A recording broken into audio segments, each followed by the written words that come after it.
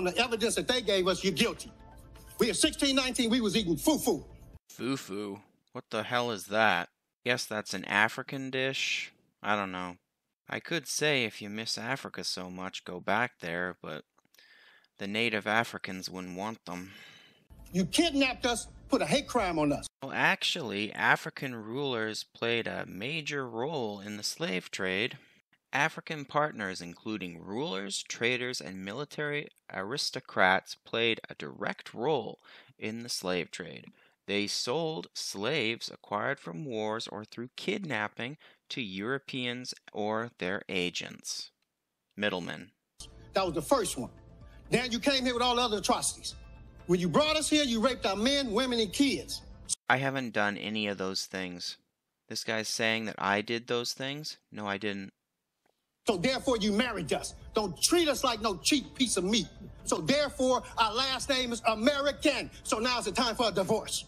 What do you get in divorce? You get half the money, half the land, alimony, child support, attorney fees, and everything else. So that's what we want. Answer my question.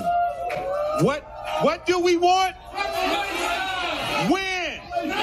What do we want? When? What do we want? When? What do we want?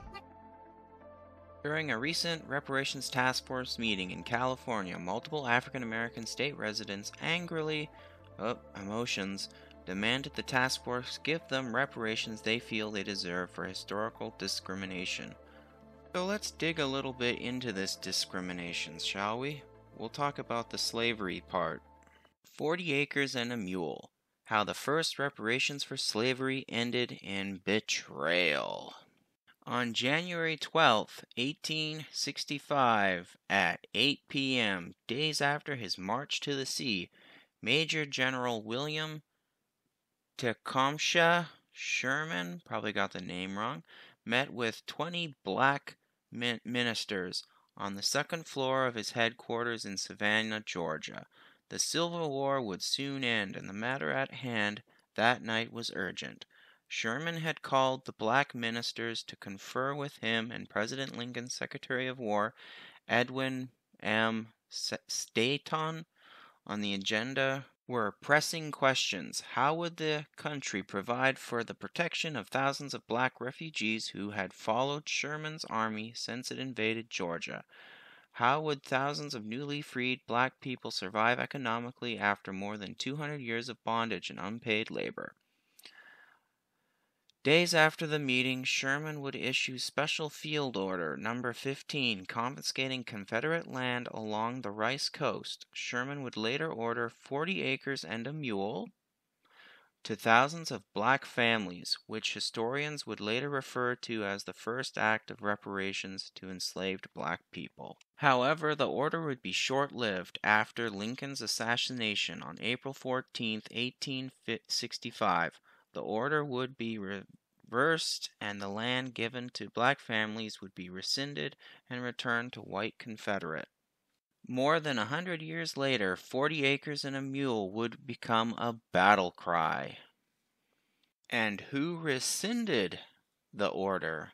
On May 29, 1865, President Andrew Johnson issued an amnesty proclamation according to the National Archives.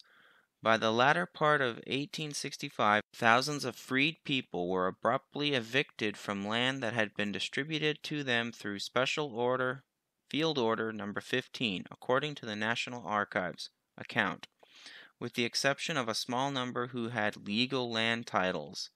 Freed people were removed from the land as a result of President Johnson's restoration program. So yeah, as far as I can tell, following President Abraham Lincoln's assassination on April 15, 1865, President Andrew Johnson rescinded Field Order 15 and returned the land to its white owners. So after reading that article about how Andrew Johnson rescinded Abraham Lincoln's order, it got me wondering, what party was Andrew Johnson part of? Andrew Johnson, party affiliation, Democratic Party. Dun dun dun.